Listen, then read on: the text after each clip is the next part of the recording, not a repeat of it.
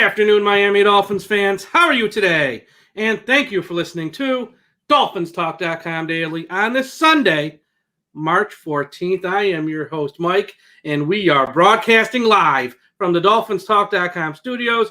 Joining me, as he always does, Tom Ernest from right here at DolphinsTalk.com. Tom, how are you doing on this Sunday? It's the calm before the storm, Mike. It really is. There's some information that popped today, a nice little trade, a very surprising move from another team for a pending free agent. And obviously it has a lot to do with the Miami Dolphins, obviously in both cases. So we got that to talk about. And obviously we are getting primed. Tomorrow is tampering day, officially tampering. Legal tampering. This has been going on for weeks. It makes no sense. Legal tampering. So, when the league tampering year actually officially says, hey, we're ready, there's already going to be like 5 or 6 signings. Like right at the point when they say it's official, there's going to be 5 or 6 guys already signed. I know we say this every year, but I'm going to say it again because it's like a yearly tradition.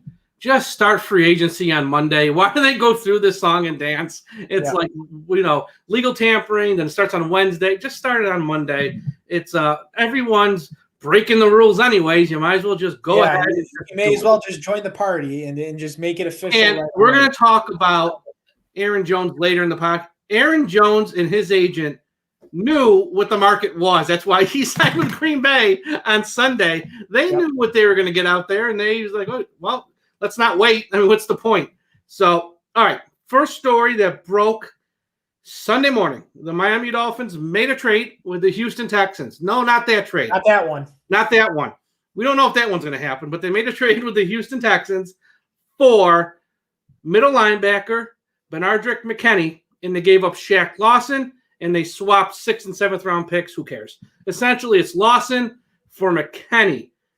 Let me say this up front. The Miami Dolphins had a big need at middle linebacker. Elandon Roberts, he got hurt week 16 last year. He is a free agent anyways. He wasn't going to be here. And they needed help in the middle. McKinney is a very good middle linebacker. With that said, in pass coverage, not his strength, but stopping the run, being that guy who can, be the centerpiece of a defense, he's your guy. He is a 2-down linebacker, but he is a beast in the middle. Good trade. Shaq Lawson, can't say nothing about him bad. He had a solid season last year. 4 sacks, a fumble, forced fumble with a touchdown as well. Shaq Lawson was a quality player, but this is a case of the Miami Dolphins solidifying a need in the middle and feeling it's easier to replace Shaq Lawson than it is to find a middle linebacker. So overall, I think it's a positive trade.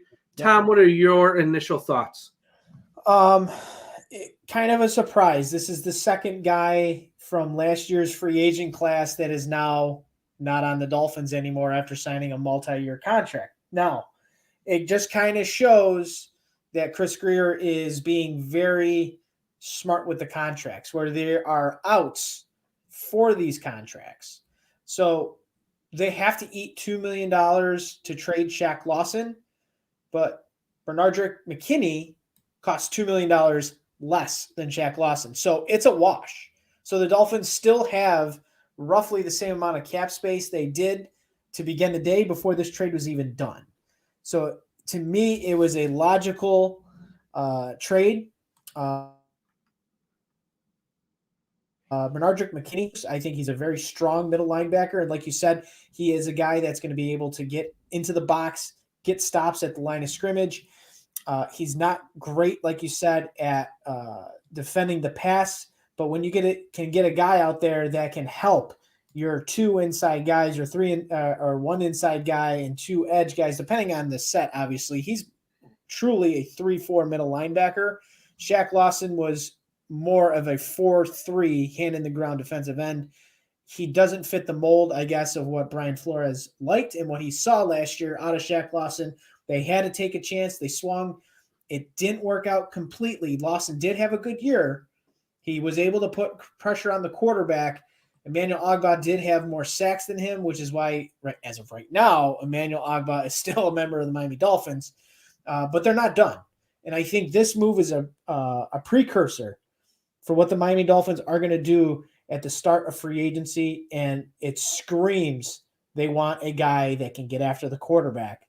So there are going to be some big names tied to the Dolphins from a pass rush perspective. We'll see what happens. But I think this move here and the Kyle Van Noy move last week is just a precursor of what their intentions are looking like right now for free agency. Absolutely. They're going to be in the market here for a pass rusher. They're going to be looking to add a piece there because they have to replace Lawson now. Some of the names that are going to be out there and mentioned tied to Miami, they won't be guys who they can get cheap if this is what they're looking at. They're looking at guys like Shaq Barrett, Jadeveon Clowney, or Carl Lawson. There are others, but I think those three are kind of the top of the class that they might be. Now, look, with Clowney, we know Miami has had interest in the past, and he said no a few times in the past. That doesn't mean things now it's a whole different time. It's they are a much improved team. Miami. Clowney might view them in a whole different way.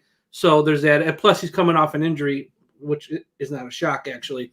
But so his situation has changed. Shaq Barrett would be perfect. I'd fall in love. But that's going to cost a pretty penny. Lawson, the same. He's going to cost a lot of money. Those are just three of the names. But now you look at this linebacker core with Miami. And for those who think, well, now that they have McKinney with Andrew Van Ginkel to replace Vanoy, they're okay at linebacker. This doesn't change anything with the draft. They're still going to be in the market for a linebacker in the draft. They might take a linebacker in round one still because they need more guys at linebacker. But they are reshaping this linebacker room, Tom. And when you think about last year, this time, last March, they signed 4, I would say, big-name guys on that side of the ball. Kyle Vanoy, Jones at cornerback, Lawson and Agba. 2 of them are gone. 2 are gone in less than a year or about a year. Goes to show you in the NFL, here today, gone tomorrow. It is not,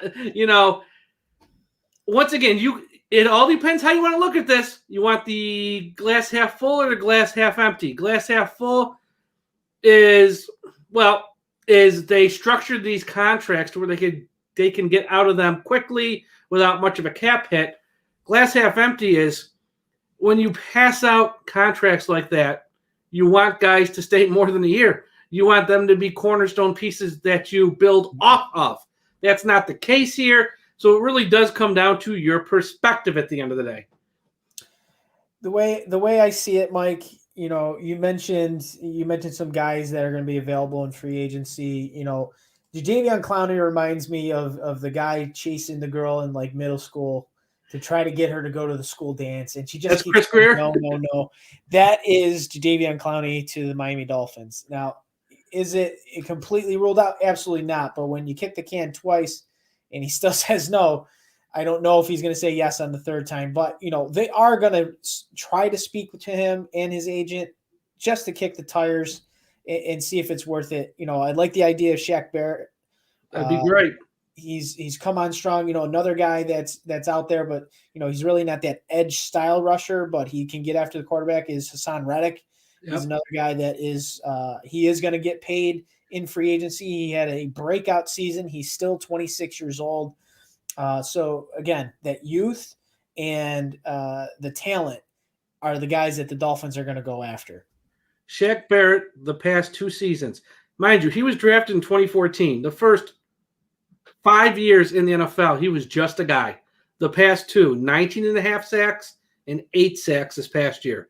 That's big time production. Lawson for the Cincinnati Bengals, a little bit younger, so you're getting youth there. He had 8.5 sacks, 1 sack in only 7 games, 5 sacks and 5.5 sacks. So it comes down to someone like Shaq Barrett, a little bit older. You don't want to pay on the past production. Lawson, you're paying hopeful because of his age. You're going to get more future production. So that is a thing there. We'll see what they do. Look, it might not be any of those guys. It might be somebody else we're not even talking about. So they may have their eyes set on somebody in the draft, looking at like maybe pick 18. Obviously, a lot has to happen. First, they have to decide what they're going to do at pick 3 before we get to 18.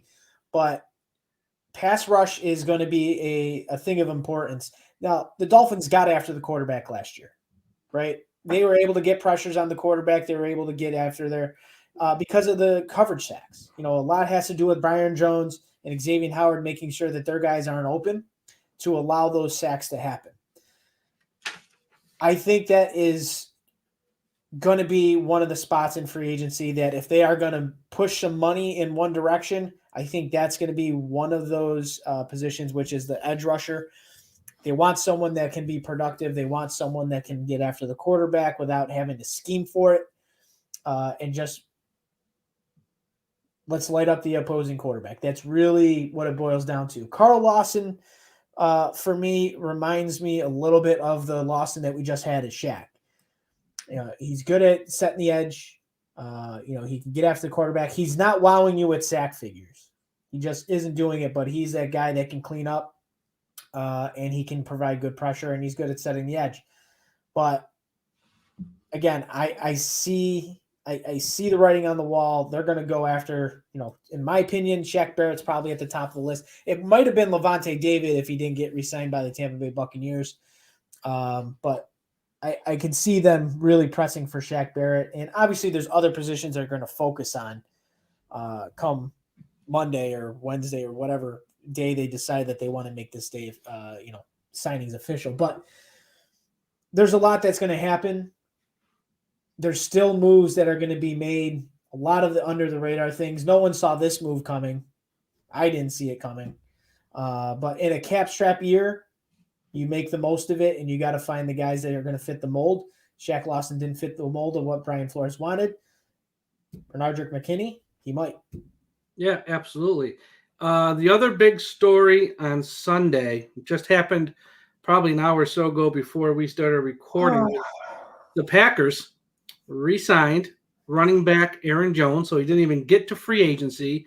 The terms of the deal were, let me get the terms of the deal here, 4 years, $48 million, $13 million guaranteed. I saw another report that was $12 million guaranteed, so we got between 12 and 13 guaranteed. That's not a crazy contract. That is a very fair contract, but it goes to show you that teams don't like to pay running backs, and Jones and his agent, trust me, they started that tampering long before today, and they were out there talking to other teams and getting a feel and probably felt the best deal or an equal deal to what they were going to get was to stay in Green Bay. I was pounding the table for him. I like him a lot. I'm not heartbroken over this, though, because to me, and this is what Miami Dolphins fans, I think, need to understand, the plan was always, and I think it still is, to sign one running back in free agency and draft one at some point in the draft.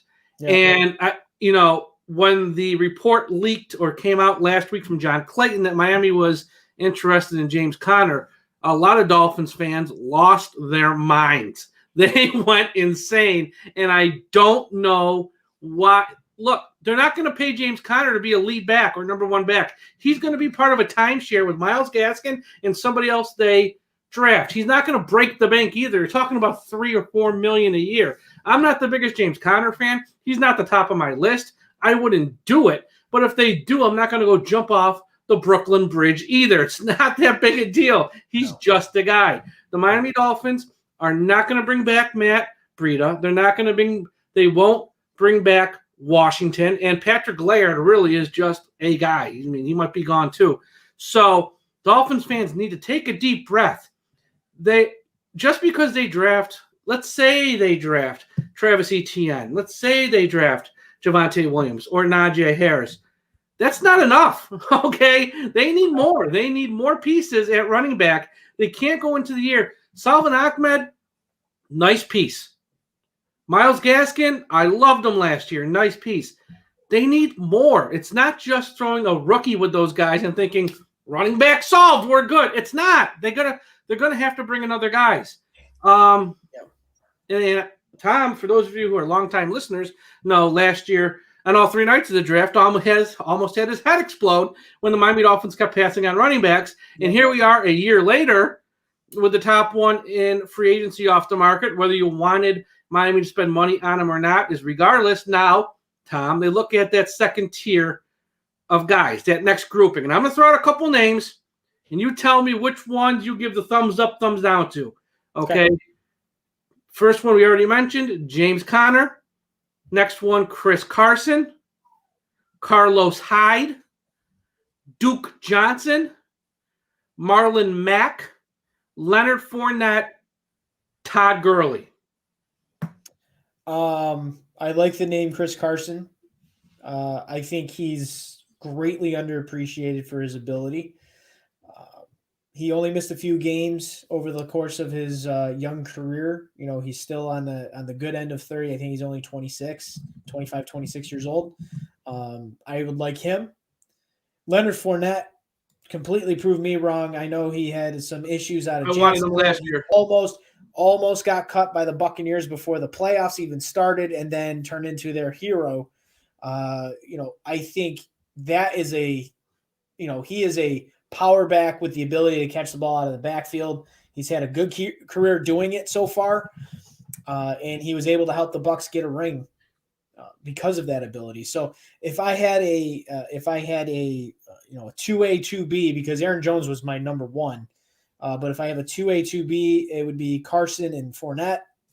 And then in that next tier for me, Marlon Mack is intriguing, but he reminds me a lot about Myles Gaskin. I think they're the same type of back, so I don't think that's what they want. Todd Gurley, he's done. No disrespect to Todd Gurley, but his knee issues are definitely there. You can see it. I actually think he's the guy they might key in on. If they don't – look, I have no idea what they're looking at. Nobody does. I have no idea what their thing is. I just know Chris Greer has loved this guy for years and tried for the past 2 to 3 years to bring him to Miami, and he's come up short every time. Him and Clowney are the two guys that he chases every offseason, and he can't land. Now he's going to have a chance to bring both to Miami. I'm thinking he might come away with at least one of these two. I think Mack is going to get paid, and I don't know if Miami's going to want to, because of his age, I don't know if they're going to want to pay him as much as he would require. Fournette might be the same type of deal. He might want to get paid, and I think he could get paid because I think, he's really, really – people underestimate him because of his time in Jacksonville. And even with his time in Jacksonville, his last year there what are the stats? His last year there, he caught 76 passes on top of rushing for 1,100 yards in Jacksonville, okay? He put up huge numbers. Of all places. Of all places. They cut him because they didn't want to pay him and because they were, not really – interested last year in winning. Fournette can play. So once again, if he's a piece that you put with someone in the draft with what you have, that running back room looks a lot better. It just won't be the draft. People expecting them. And here's the thing also with Miami and Flores, Tom. They came from New England. New England was never a team that used high picks on running backs. Not saying Miami won't do that, but if your plan is they're going to use pick 18, take a running back, I'm afraid I got some bad news for you. You might be in for a rude awakening, Yeah, I've been a proponent of, drafting a running back. I wanted them to do it last year. That's, there's plenty of days of tape of me yelling and screaming on this show, talking about drafting a running back and why we passing on him. So I don't want them to do that again. Obviously we'll know a little bit more of the plan once free agency kind of gets going and where they go potentially at the position. Now, again, Myles Gaskin, he's a good piece. He's probably, if they take a running back in free agency and they draft one, he's fighting for that to be that second or third running back on the roster. Salvon Ahmed, just a guy. Still, I think he has a future in Miami. They picked him off waivers from the 49ers. I think he did a tremendous job last year when he was inserted to do that job. There is a good chance, he might be that third or fourth running back on the roster. He may not be active every week, but they are going to still keep him, in my opinion. I don't see them getting rid of Ahmed just because the deal is just too good based on his contract. But, they need to get a foundation for Tua, and it starts with a solid ground game. Any quarterback that's not named Patrick Mahomes or Aaron Rodgers needs a foundation behind them. And that's get a power back, get your scat back, and get a guy that can catch passes out of the backfield, or if you can have guys that can do all of it, now you have a platoon of guys that you can use. And like you said about the Patriots, Mike, they use a committee, right? They've always had a committee. But the one thing with New England, as an example, in that committee, if that guy is running 4-5 yards a carry, they're going to run that guy, and they're going to keep running him. And you kind of saw it last year with the Dolphins, with their scheme and their play calling. Whoever was the running back at that game that had the hot hand, they rode him. You saw it with Myles Gaskin in the first couple of weeks. No one thought Myles Gaskin was going to be sniffing any carries with Matt Breida and Jordan Howard there, and he ended up being the guy for pretty much, I think, the entire New England Patriots game. They just continued to give the ball to Myles Gaskin. So, but give Tua the foundation behind him, get solid running backs, build the trenches with the O-line. I don't think they're done there. You may see a shock move coming, potentially with a trade. Maybe they sign a big-name free agent. We don't know, but things to look out for. Obviously at this point, their plan is they're going to be building around Tua and reshaping the offense with him. Yeah, and I can tell already, and this is going to be something to watch as we get closer to the draft. Dolphins fans in general have their hearts set on Najee Harris so much that if they pass on him and take ETN or take Javonte Williams, or if they don't take a running back at all and he goes to like Pittsburgh or the Bills or someone else and they wait to take a back in round 2 or 3, Dolphins fans are going to lose their mind. That's why I'm telling Dolphins fans right now, preparing you, be prepared. They might pass on Najee Harris or they might like someone else. Travis Etienne is the number 1 back on a lot of people's boards. So I don't know what the Miami Dolphins are looking for in the back or how they have him ranked. Nobody does.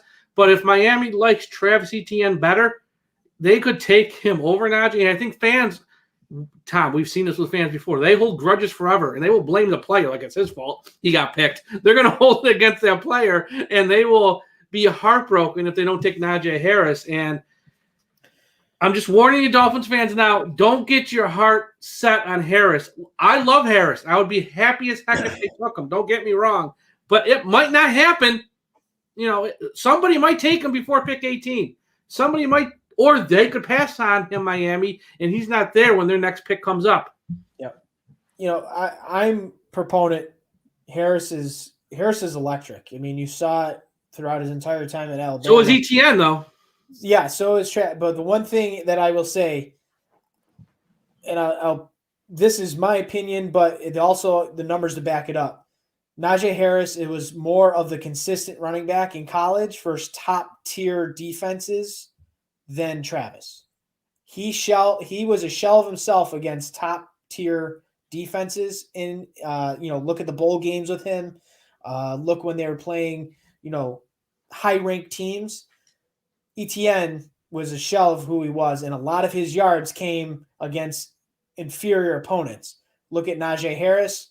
Completely different type of player, night and day. He reminds me of Derrick Henry. There's a lot of comparisons with him and Derrick Henry, but you can see it in the game. He's a guy that does not go down easy. He is athletic as can be. I mean, didn't he leapfrog someone standing straight up in the bowl game? Yeah, versus Ohio State. I think it was. The guy was almost literally standing up, and he jumped over him. Yeah. So, I mean, you can't make this. You can't. Pass on a running back just because, it's a running back, you don't take first-round running backs. No, you can take first-round running backs because you got a fifth-year option with the guy. And if it doesn't work out, you can cut bait after 4. I think that's why you draft a running back or really any skill player in the first round, wide receiver or running back, you take those guys in the first round because you have an option with them. Yeah. That's just my opinion. And it wasn't Ohio State. It was actually Notre Dame. My bad. Tom, it's that time in the show again, as you know. It is time for us to talk about Manscaped.com. Yes, sir. Everyone, you have to go to Manscaped.com, use the promo code Dolphins Talk, save 20%, and get free shipping. Because as you know, St. Paddy's Day is for pups, not pubes. Manscaped is the global leader for below-the-waist grooming, and they sponsored this show to ensure you have the best tools for your ball trimming experience. If you don't plan on getting lucky this St. Paddy's Day, then you might as well go and use code Dolphins Talk to save 20% and get free shipping. And as you know, over at Manscaped, Tom, they have so many great items like the Lawnmower 3.0, the Weed Whacker, the Crop Mat, the Crop Mop, and everything else because they have their advanced skin-safe technology that makes you feel confident in shaving the thunder down under, as you can sort of read between the lines. So I think Vegas is calling for copyright infringement on that line, but hey, they send me the paperwork. I'm just reading it. So everyone be sure to go to manscaped.com, get the Crop Preserver Ball Deodorant or the Crop Reviver Ball Toner. And again, whether your order is just for one product that costs $6 or $7, you're still saving 20%.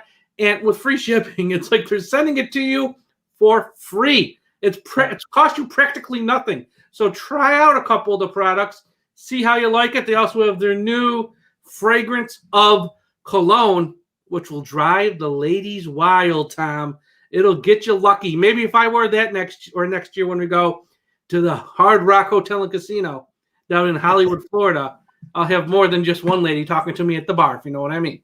So everyone go to manscaped.com, manscaped.com, use the promo code Dolphins Talk to save 20%. Last topic we're going to talk about on today's show is, Tom, I want to get some of your thoughts, and I want to add a little bit from my interview with Jeff Darlington of ESPN that I did on Friday, dropped on our website Saturday morning. If you haven't heard it, I have a half-hour one-on-one with Jeff Darlington of ESPN, and we cover every hot topic in the world of the Miami Dolphins that you people want, that everyone wants to hear about, from the quarterbacks to the Miami Dolphins offseason plans to free agency, the draft, just 2020 overall. A couple things. Number one, the first thing I want to get off the bat, if you know, at the end of the show, I asked him flat out about the draft this year. It sounds like, from what he said, it's going to be another virtual draft. He did say the league has sort of told teams, not even sure if this is leaked yet, I think he kind of gave us an exclusive, that the teams can sit in the war rooms this year. So the shots last year of everyone sitting in their kitchen or sitting in their family room, that's not going to happen. Teams can sit in their war rooms. But the actual fans in person in Cleveland seems like it's not going to happen. And I'd even be surprised if they're going to fly in any of the players. I don't think it'll be Roger Goodell sitting down in his basement reading every pick. They might get a hotel type of ballroom type of deal. Old school. Yeah, old school. But there probably will be, no fans in attendance. So that's number one. We're looking at another virtual draft. What were your thoughts, Tom, on what he said about Watson, Miami, and that whole ordeal? Because I had some thoughts, but I want to get your thoughts first. Yeah, the first thing I'll say before I get into the Tua Watson 10.0 conversation is 2021. If it is virtual, like you said, it's old school. And if a lot of you listeners, viewers remember the drafts back in like the 80s and even the beginning of the 90s, they were done in like a freaking Hotel Marriott or something. So it was in a ballroom. It was just the guys on the phones talking to the teams for their picks. I love the helmet phones. Ooh. Camera, the helmet phones, all that good stuff. I think we're going to see Goodell in some form or fashion like that. He's not going to be in his grandma's basement, making those picks like you said. 2022 is in Las Vegas. Get your tickets, get your hotels. That draft is not going to be virtual. That one's going to be mayhem. And I'm going to get a redo because I was not able to go to Vegas in 2020 for the draft. So I am already going to get my room booked to head out there for the draft. So if you are going to go, you can meet up with me. We can have some beers, play some slots, blackjack, and enjoy the week in Vegas. Now, regarding Tua and Watson, based off what Jeff Darlington said, just like a lot of others, and like we've said too, the Dolphins would be foolish not to ask how much it's going to cost for Deshaun Watson. I also am in the court of you. If you are going to swing for Deshaun Watson, you better not miss, because if you miss on him, now you got a guy that you have selected as a franchise quarterback wondering, what the hell? Obviously, Deshaun Watson is light years ahead of Tua at this point. We don't know where Tua's projection is going to go right now. We know that he had some struggles. He had some good in his rookie season. I felt there was a little more good than bad, but the guy was playing on one hip. You at least have to find out what the cost is.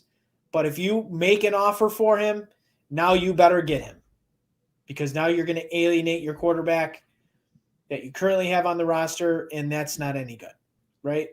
Yeah, Because that was the takeaway. Wondering, hey, didn't you say you're going to develop guys, and now you're already trading this guy? So there's going to be a lot of chatter within the locker room. You don't want to lose the locker room, and Tua is a guy in the locker room that a lot of people respect. Do they respect his game right now? That's based off articles from the end of last year. Who knows? But he's still a guy in the locker room. He's still the quarterback of the Miami Dolphins. Don't whiff if you ask for Deshaun Watson. Make sure you put your best foot forward. And if you lose him to another team and it's leaked that the Dolphins had an offer in for him, you got a mess. You got a mess on your hands. And that's what I took from his answer there, is that if you pick up the phone to make that call, and let's be honest, they just made a trade today with Houston. Let's not be naive about this. I think talks on some level, or at least, hey, when you're ready to make a trade, let us know maybe. So they've already had some conversations. Okay, let's not be naive and put our heads in the sand about this. But from what I got from his answer, Jeff, was if you pick up the phone to make that call, everything in this league leaks. Everything. You can't keep a secret in this league. It's just not going to happen. Like you said, if you make that call, that means you're all in to get this guy. Because if you don't, you just made a mess of your own team, your own locker room. And once again, the biggest thing about this offseason with the Watson stuff is how this will affect Tua Tagovailoa. Everyone says, he's got the right mindset. He's a good guy. That's what we see on the outside. That's the image he portrays. Internally, how is he processing this? Is it messing with his confidence? We don't know that. Nobody knows that. And if you keep floating this out, if the Miami Dolphins didn't want this out there, they could hold up. They could just put out a statement, or next time Chris Greer talks to the media or the head coach talks to the media, they could just come out and flat out say, we have no one. I know there's a lot of talk out there about us and another quarterback, because they can't say him by name. He's under contract. Right. Not going to happen, and we're not interested at all. What they say, though, what we hear from our head coach and others is, I had lunch with Tua. I'm looking forward to working with him. That's not a clear-cut answer at the end of the day. That's a coach saying, oh, yeah, Tua's great. Can't wait for this year with him. That's not putting to bed the rumor. And they could put to bed the rumor in 5 minutes if they wanted to, but they don't. Now, once again, I have said from the beginning, the Miami Dolphins are in a win-win situation here. You either roll the kid you got and you have all these picks, which you can surround him with talent. Yep. Or if you want to go with Watson, I'm cool with that too, because you just got a top 5 quarterback, maybe a top 3 quarterback at 25 years old. It's a no-lose situation for the Dolphins, but you can screw this up somehow, is if you get into conversations, next thing you know, Mortensen, Schefter, Rappaport are out there on ESPN saying Dolphins and Texans are close. Oh, in come the Panthers, they got them. Now you're stuck with, I'm sorry, a shit sandwich at the end of the day, and you got a mess on your hands. So that was the big thing I took from that. No, Mike, before you move on, there was already one instance, and we all remember it, egg on the face situation. Stephen Ross owns a team for, I think, around a year or so, and he wants to go get the big fish. So he sends a plane out to talk to Jim Harbaugh at Stanford to come be the coach of the Miami Dolphins while he has Tony Sparano as the head coach of the team. They whiffed. They couldn't get him. Guess what happened? Not even a day after that fact, they gave Sparano an extension. Yes, he was fired a year after the fact, but they still gave him a little bit of love. Because they had egg on their face. Because they had egg on their face. So they paid him some money. Everyone knew it. We're sorry. You're our guy. Here you go. You're a lame duck head coach, but I'm going to pay you a lot of money because I screwed up. That's essentially what it was. And you don't want to do it again. You can do that with a coach on some level, but with a player, it's different, especially a quarterback. oh, good Lord, it's different. It is so different because he's the guy you just took at number 5 overall. So, yeah, I don't know if they call, Tom. If he's out, here's the thing when it comes to Watson. I think there's 2 teams. I think the Panthers and Bears would forfeit their entire draft this year to get him. And I think the Bears definitely seem like the case. I think they'd be willing to forfeit not only their entire draft, possibly a little more. I think they would love to get him.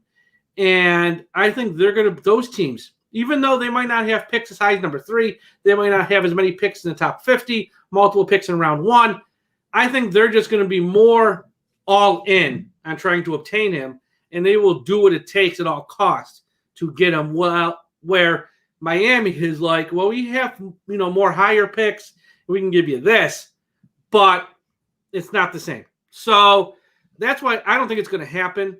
Once again, it's a win-win for the Dolphins. There's really no downside here, in my opinion. And plus, as we've been saying, what they've done this offseason with their offensive coordinator hires, which I know you're probably not a huge fan of, is sort of building around what they already have in-house. The other big takeaway I got from his interview, when talking about the weapons, and when I was, we were talking about how Miami really doesn't have any weapons in the passing game. Nobody who puts a fear into an opponent at wide receiver or running back, and they need to do that to take that next leap. And I think some fans of the Dolphins, once again, yes, the draft is a great tool, but it's not the only tool to use to add talented players. There needs to be – you have to spend some money and get a free agent or 2 in here to sort of take – we're at 10 wins this year. You can't go backwards. The only way to get from 10 to 12 or 13, you can't do it just with rookies. You need to spend a little money. You don't have to, go crazy and put yourself in salary cap hell in the future. But if you want to overspend a little to get a Kenny Galladay or to get a Samuel or whoever, that's not the end of the world. And it's not going to kill your franchise moving forward. Yeah, you get that guy, then you draft another guy in round 1 or round 2 maybe. Now you got some weapons. Because talking to Jeff Darlington, who covers the entire league, I know he's tied to the Miami Dolphins because he lives in South Florida and used to cover the team, but he watches the entire league. His perception of what Miami had, it's like, yeah, you got Parker. He's okay. Then what? And that's the perception of this offense around the league. Yeah. We're not going to get from 10 wins to 12 or 13 with just Parker, who's always hurt, who has turned a corner the past few years, but he's still always hurt. They need more, and you can't just get that more in the draft with a rookie who might take a year or 2 to learn how to be an NFL wide receiver. They really need to spend money at wide receiver this year, Tom. I agree. Now that Aaron Jones is off the market, they can focus that attention to wide receivers, right? You can go and get a top tier wide receiver in free agency. That still doesn't stop you from drafting Jamar Chase or Kyle Pitts if you stay at 3, right? So you have guys out there that can make this offense better. And you don't want to just use draft picks, right? Like you said, rookies are rookies. They struggle in some transition. Not every rookie is going to be a huge success. They have to develop. But if you want to help a young quarterback like Tua, that you need to get him playmakers, and you need to get guys that can break away. Yeah, that can actually break off of coverage at the line of scrimmage and get open. Because what we saw last year was a lot of bad play calling, and I'm still a proponent that was some of the worst play calling I've ever seen from a passing perspective. But you have to be able to get guys that can to run the slants, to run the outs, to run the post, to run the fly route. You have to have guys that can do it all.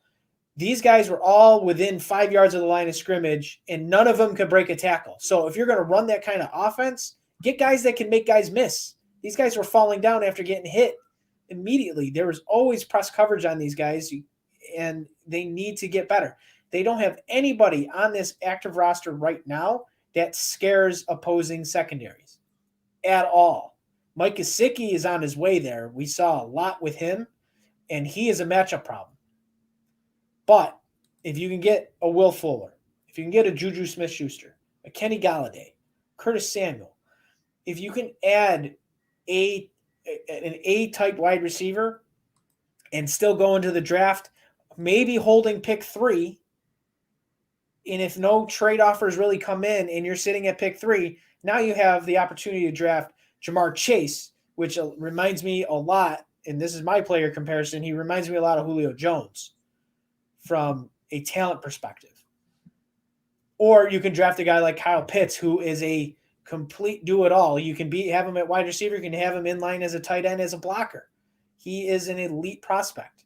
I'm still a proponent of trade down, get more picks, and still able to get some of these guys, if you're still in the range of picking at 6, 7, or 8 on a trade back. But build around your quarterback. Use the resources you have available. And I've said this before. I've said it on Twitter. I've said it in articles.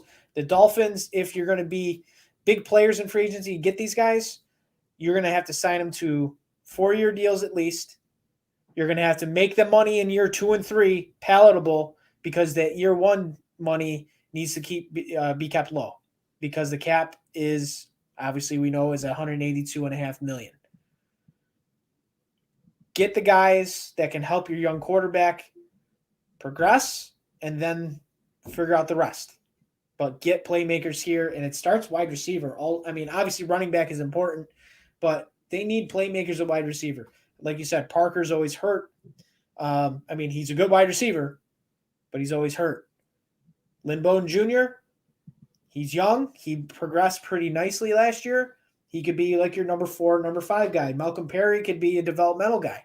You can have him on your. And that's all those guys are. And that's the point. I think Dolphins fans who we got Parker and Perry. Yeah, they're great. They're number 4, number 5 wide receivers, and they're probably never going to be much more than that. Maybe. Not Parker. He's obviously number 1 or number 2, but Lynn Bowden's probably a 4. At best, he's a 3. At best.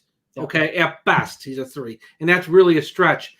And plus, he's another guy learning the position. He was a running back in college, quarterback, wide receiver. He played everywhere. So he's learning to be a full-time wide receiver. Perry was also a quarterback. He's learning the spot. So they need multiple guys there. And I thought here's what I'm thinking. And he even said pretty much the same thing in the interview, Jeff Darlington. There is no way the Miami Dolphins are staying at 3 to make this pick. It's not happening. Okay. It doesn't make sense. It's not happening. It hinges on the first 2 picks, right? It's still not happening. It's still not happening. There's no way we're staying at 3, because there's going to be at least 3 quarterbacks who go in the top 5. And if you're Miami, you're in the prime spot, because even if it goes, Lawrence, Zach Wilson, there's going to be teams fighting over Lance, fighting over Fields. They're going to be teams. So even if Watson goes to the Panthers, you still got San Francisco. You still got the Bears. You still got maybe the Eagles. There's too many teams who need quarterbacks who are going to want to slide into that 3 spot. Even Atlanta at 4 could take a quarterback. They can't risk. They're trading down Miami. It's just a matter of how far you're trading down. If I told you right now today, Tom, they can trade from 3 to 8. They pick up a 2nd-round pick and a first next year, let's say. Now at 8, you take Pitts. If he's there. Yeah, which I think he would be, because I think, like I said, there are going to be a lot of quarterbacks going high. Let's just say, just an assumption, you come out with Pitts at 8. 18, we'll go Najee Harris to make everybody happy. Round 2, you take Moore or Bateman at wide receiver. And then with one of the other picks, say you take a center. You go 4 picks on offense like that. How happy would you be? I would be happy, but here's the one thing I will say, Mike. If they believe after it's all said and done, and let's say free agency doesn't pan out and they don't get maybe an interior O-line guy, I would trade back, like you said, at 8, pick up those extra picks. Now you're picking 3 times in the 2nd round. You could package a pick or 2 together to move back into the latter part of the 1st and get maybe one of those positions you didn't get earlier in the 1st round. So they'll have options. I'd be ecstatic if it's Pitts, if it's Waddle, if it's Smith. I'll be ecstatic if it's Harris or, dare I say, Creed Humphrey. I mean, did you watch that guy's working out? Yeah, I mean all these guys are in play. If they trade down, they can get multiple of these guys. My fear, and it's not really a fear because in the draft, we're a 10-win team. It's okay to take the best player available. But my fear is we have a head coach who loves defense, and he doesn't want a great defense. He wants a perfect defense, and he's going to not stop until he gets a perfect defense when this team needs a ton of work on offense. It ain't going to be fixed just in free agency, and it won't be fixed just in the draft. It needs a full offseason of both to fix this offense. Well, yeah, a nice linebacker would be great, or to find another, edge rusher or a safety. It'd be great because they can help, no doubt. But this team is not going to go from 10 wins and get more wins till they add multiple pieces on offense. And I do mean multiple. So if they are trading back. I'd be stunned if they stayed at 3 because there's no bet.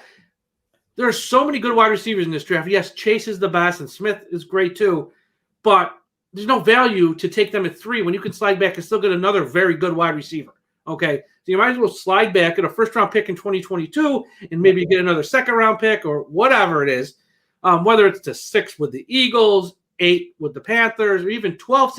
12, if they're trading back to 12, I'm not even against that, but that just means San Francisco is going to send you even more because they have to jump. It would be a swap and at least 2 future first-round picks and maybe 2 future seconds. I mean, you're just, the more draft picks you get, the more flexibility you have. Can you use all, trade back? If you have multiples, absolutely. Pick 3 is a luxury for the Miami Dolphins. This is a luxury situation for them, and you can continue to have luxury if they trade back because the likelihood of trading back 2, 3, 4, 5 spots is you're getting a first-round pick next year. That's the value for that pick. If you're getting extra picks this year, round pick, but you're going to get extra picks, like you said. Yes. So I'm on board. Trade back. That's my first scenario. If for some reason they can't, no one's calling them to trade up, which I would be shocked. But let's play devil's advocate, and that's that they stay at 3. You have to take Chase or Pitts. Period. End of story.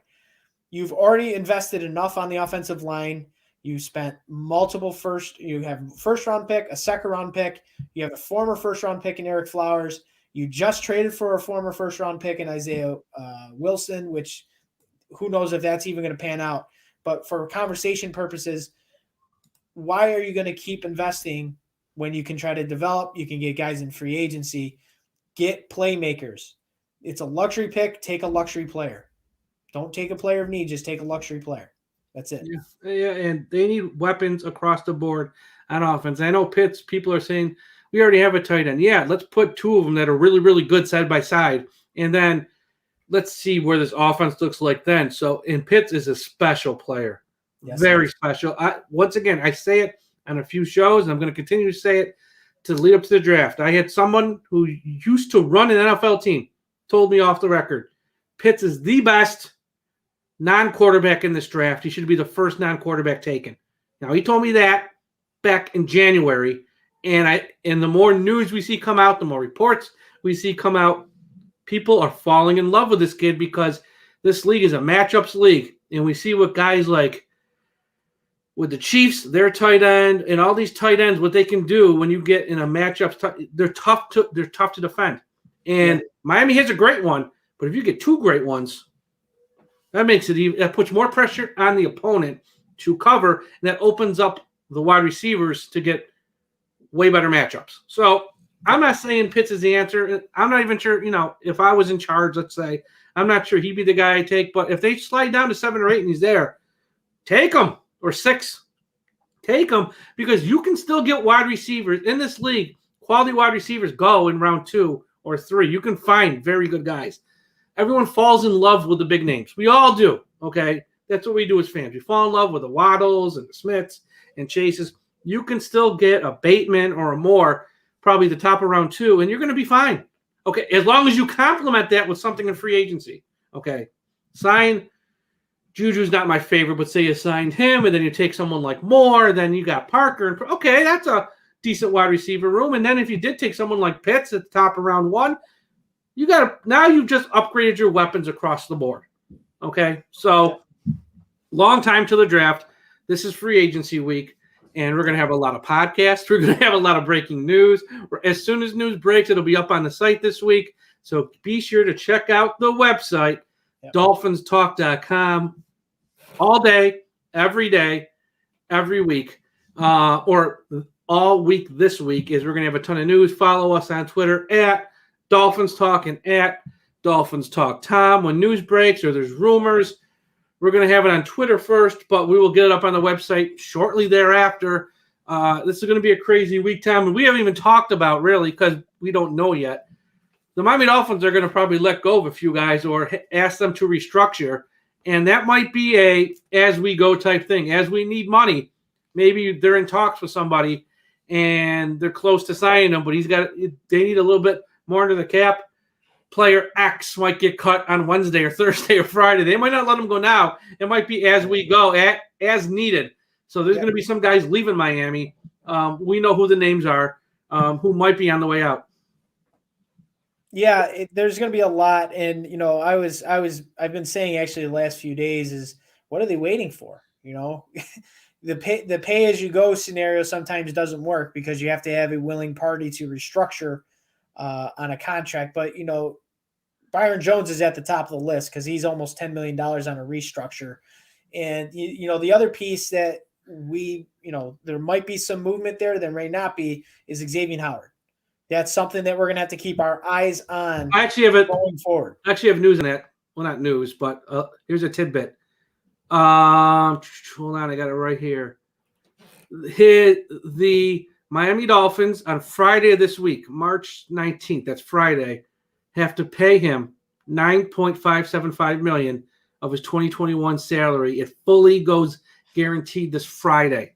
Okay. Fully guarantees on Friday. So if something were to happen, it would probably happen prior to Friday. It's all you got to know.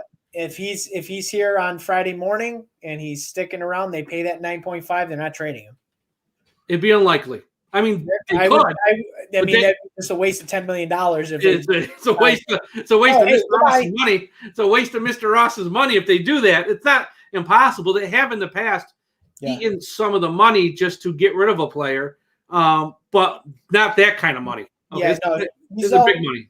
He's also not the type of player that you just want to get rid of. That too. He's an elite corner in the NFL, all-pro corner.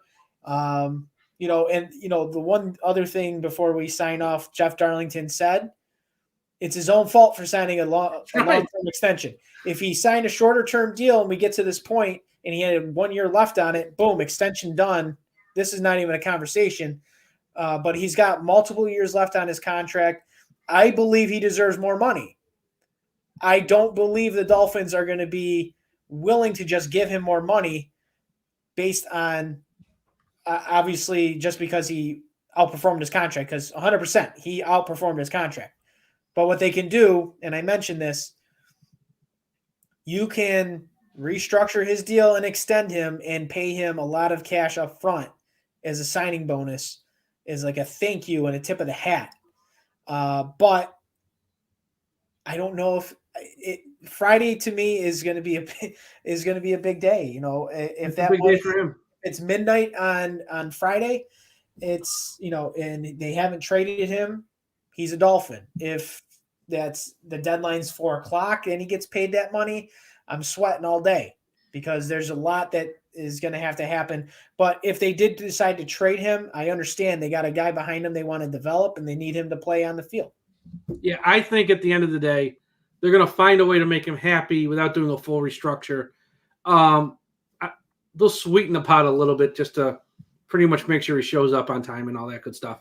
One last question, because I heard Josh and Aaron when they did their show on Friday, and they brought this up, and it's interesting because we've known the past. I think Chris Greer the past few years has made the most trades in the NFL out of any general manager. So he's not afraid to make a trade. If you are the Miami Dolphins, Tom, you're in charge. Would you trade pick number 36 or pick number 50 for Tyler Lockett, wide receiver from Seattle? It kind of solves your wide receiver problem. Yeah, Lockett's is a stud. He's a good player. He's been consistent the last 2 years. He wasn't much of anything his first 2 years. His last 2 years, very consistent. I think he averaged darn near 90 to 100 catches over the last couple seasons. He's typically healthy. I would probably pass on a second-round pick because you can draft someone of equivalent stature at a lot less cost on pick 36 or pick 50 or whatever they're picking at there. Here's the stats. I would do it. Okay, hold on. He'll be 29 in September. 2019, 82 receptions, 1,057 yards, 8 touchdowns. 2020, 100 receptions, 1,054 yards, 10 touchdowns. Like I said, he's a consistent player. Good. He's good. He's good. He's very good. I just don't know if a second-round pick if he was 27, yes. But the fact that he's going to be near 30 or hitting 30 during the season, I don't think that's worth a second-round pick. Ian Berger's all in on Lockett. And here's what I'll say. For a second-round pick, I'd probably do it because it does – for a second-round pick, you're getting probably a number one wide receiver. So that's why I do it because I do think he's a number one wide receiver in this league. And you put him with what we have in Parker and Preston, then maybe you get someone else in the draft. That does help your offense significantly. And once again, with the draft is always a crapshoot. With Lockett, you kind of know what you're getting. And, at that age, you're going to get value out of him for another 3 years at least, probably, maybe even more. But so I'd probably do it. For pick 50, I'd do it in a heartbeat. For pick 36, I'd probably still do it. But, I heard Josh and Aaron talking about that on their show on Friday. Yeah. And there was a report a week or two back about how Seattle might be shopping him and Miami might have interest, or they're one of the teams. Once again, who knows if it's true or not. But, I just found that interesting. That might be a trade that actually happens on draft night. True. I don't think that's something that would happen now. True. Because it's still a Russell Wilson thing. Yeah. And if you're Miami, you're going to see if you can add a wide receiver without parting with a pick somehow. And if they run into, roadblock after roadblock, say they go for Schuster, can't get him. Say they go for Kenny Galladay, can't get him. Say they go for Samuel, can't get him. Say they go for Marvin Jones, can't get him. And you're stuck, we can't improve a wide receiver group in free agency. We got to look towards a trade. That's probably when you start to look towards Lockett and parting with a pick. If you don't have to part with a pick, or once again, if they slide down from pick number 3 to either 8, 6, 8, or 12, with the picks you're getting in that trade, you could trade maybe that for Lockett. Boom. Now you slide down. So this is going to be a busy offseason. We're going to be busy here the next 6 weeks. When you got a team that has over $30 million in a cap strap season, multiple draft picks high in the draft, obviously there's a lot of things that they can do to improve the team, and there's still money that can be had. I don't think they're done. I think they can get as much as $50 to $55 million based on other moves. I think, the time that these things happen may be tonight. They may be just before the bell strikes at 12 o'clock tomorrow, because for me, you're alienating potential free agents if you're holding players that you're cutting hostage when they can hit the market right out of the gate. You can't be that second, third tier guy because let's say, for instance, Albert Wilson. If Wilson is still on the roster and then they sign a free agent and they decide next Wednesday, hey, we're going to cut you. He's already out the first wave. He's out the money that he's probably going to lose a ton of money on the open market by being a second, third tier wide receiver. So don't alienate the guys. Get them off. I think before noon tomorrow, we will see the Dolphins make some roster moves. Maybe even happen tonight. We'll see. Well, hopefully not when I'm sleeping. Hopefully it's prior to me going to bed. So everyone, have a great rest of your Sunday. Have a great Monday. And once again, when news breaks, we'll be out here on our website updating it. We'll probably do a podcast or two prior to Wednesday. It might be me by myself or somebody by themselves. There's going to be a lot of news. So keep checking out DolphinsTalk.com. Follow us on Twitter @DolphinsTalk, @Dolphins.com. follow, Ian Berger at Ian693 and everyone else with our site, Josh and Aaron. Josh is at Amplified the Rock. Aaron, I'm not sure what his Twitter is. I think it's Aaron the Brain. Yeah, it might be Aaron the Brain. I can't remember off the top of my head. But be sure to check us all out. Everyone, have a great rest of your night and day, and we'll talk to you again after a while. What's up?